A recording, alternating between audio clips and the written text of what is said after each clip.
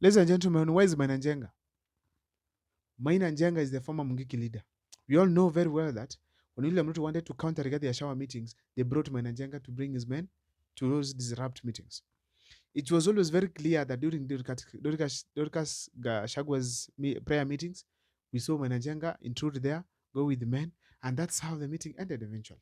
So the fact remains here that Maina Njenga is significant on his own way, and he has been very active. But now, Maina Njenga has been quiet after people say that he was roughed up by his men for failure to give him them enough money. Since then, he has been quiet. Then I ask myself, what could have led to Maina Njenga being this quiet? Because this was a hired person who was to come to the mountain to help reduce Gashagua's influence within the people of the mountain. We saw him speak, hold meetings in Kaviroini, go ahead, disrupt meetings. People fearing now. Gachagua talking of the re-emergency of Mungiki because Maina Njenga had been given the powers. People say he had even been given security and office. That means very well that Maina Njenga was on a specific mission in the Mount Kenya region. But now, suddenly, Maina Njenga has disappeared. He has disappeared and nobody knows where he is.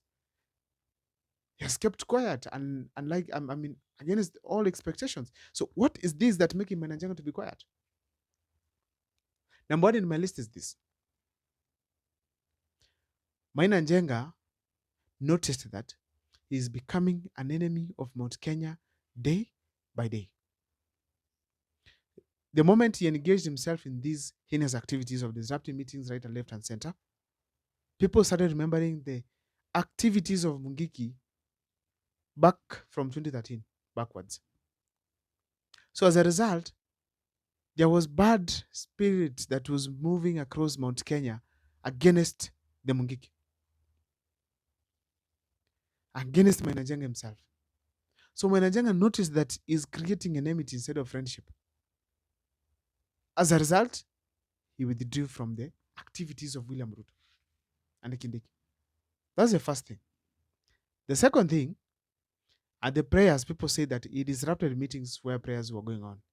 Those prayers do not go down as such. Probably they could have affected his spirits, being a bishop, the way he calls himself. So as a result, it also affected his conscience. And then now he decided to go and keep quiet. We can't forget that Maina Njenga also was getting constant attacks from Rigathi Gachagua. This is not the first time, even before impeachment of Gachagua, Maina Njenga was always rubbished. He tried to say, tukutanishe, tuongee. Rigathi Gachagua stood and said, there is no way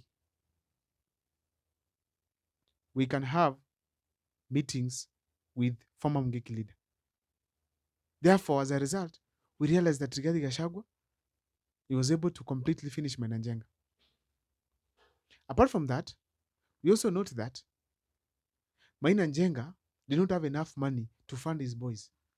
Remember, in every crowd he went, he had so many people. So paying all these people every now and then with constant Rigathi Gachagua meetings, probably it could be very hard for him to fund them. And it could have led for him maybe being beaten by his men or maybe his name being tarnished again. We can't also rule out the fact that all the people who have been attending Rigathi Gachagua shows started developing the idea that they need to counter Maina Njenga's men. So Maina Njenga knew that if their men go to the ground, probably there will be a lot of killings and beatings and injuries. Like now when Rigathi Gachagua was going to Murang'a, people suspected that there was to be a disruption of meetings there. But now people there organized themselves and the intelligence showed that there could be serious things happening there. So as a result, you realize that Maina Njenga had to keep off because the government, the people were now turning out against his own men. Now, the other thing that is resulting to Maina Njenga actually disappearing is the fact that also he sensed danger. I did a video and told you guys that the moment Maina Njenga gets to government, becomes a friend, the government's intelligence is not sleeping. They're also monitoring his movements, how he organizes his men, how he does his things, and they're marking all these people. Eventually, probably Maina Njenga could have ended in jail because they were collecting evidence against him, or his men could get killed. That's a fact, because there's nobody who is able to retain such kind of a dangerous group in this country. Nobody. Because these people, the moment you don't use them, what could they be doing? Terrorizing people. And you should remember the kind of activities that occurred in the country back when we had Maina Njenga active and these young men. The fact means that so many bad painful things happened. Women were raped, children were beaten, youths were killed, taxes were being paid on cars.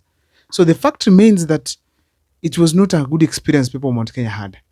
And every now and then, if you've been seeing, Manenga is constantly being hunted by government, where you realize he's in court for certain cases, having illegal arms, doing this and that.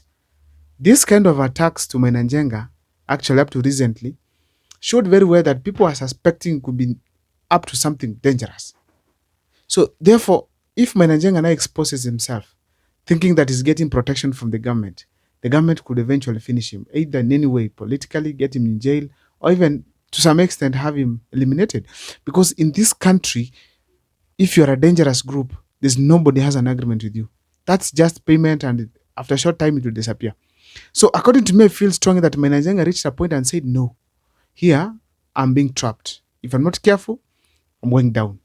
And as a result, he decided to keep his life, keep his freedom, and ensure that he's avoiding these things. So that's basically what made him to disappear, according to me, because I feel strongly that you cannot just wake up in the morning, go to any government, and start working. There must be some way the government is also monitoring your moves, especially being that you're controlling this powerful group of young men who can be able to disrupt meetings. One thing people wonder is, how does Njenga communicate to them? Now, even the government was able now to tell, okay, these are these people engage with each other. So the fact means that Njenga realized it was getting tough and tough every day. So for the fear of his life, for his protection, for his men also that he controls, Njenga has decided to cool down. However, this does not rule out the fact that he could re-emerge. He could not have listened to the advices people were giving him. But there's a probability that probably Njenga can again re-emerge with other brands to do some other things. And we don't know what is that going to be. Always we realize that he was also talking about Uhuru Kenyatta aligning himself towards his side. But the fact remains, this was after William Ruto had a handshake with Uhuru Kenyatta at Shaweri. Maybe, let me call it a meeting. So the fact means also that if Njenga read from this kind of movement and then decided that William Ruto is with Uhuru Kenyatta, probably this is one of the things that could have pulled him to go and support William Ruto by doing some of one or two things on the ground, like now disrupting meetings. But however, the fact remains that Uhuru Kenyatta is not now being said to be organizing his political outfit for 2027. And that has really caused some tension to William Ruto's side. I don't know what's your take, but that has happened. So as we speak today, there's a probability that these leaders, as they do their things, they change Manenga's acting, the way he does things. Because now, probably, Manenga has realized, okay, it is no longer Uhuru supporting Ruto again. It's Uhuru Kenyatta supporting Matiang'i doing his own plan. So let me cool down, relax, and I'll realign myself to Uhuru Kenyatta. Probably that is one of the things that he's having in mind that he's going to do that has made him to be very quiet. I don't know what's your take. Please let me sit on the comment section. My name is Abdul Mukwa. Subscribe, like, and comment.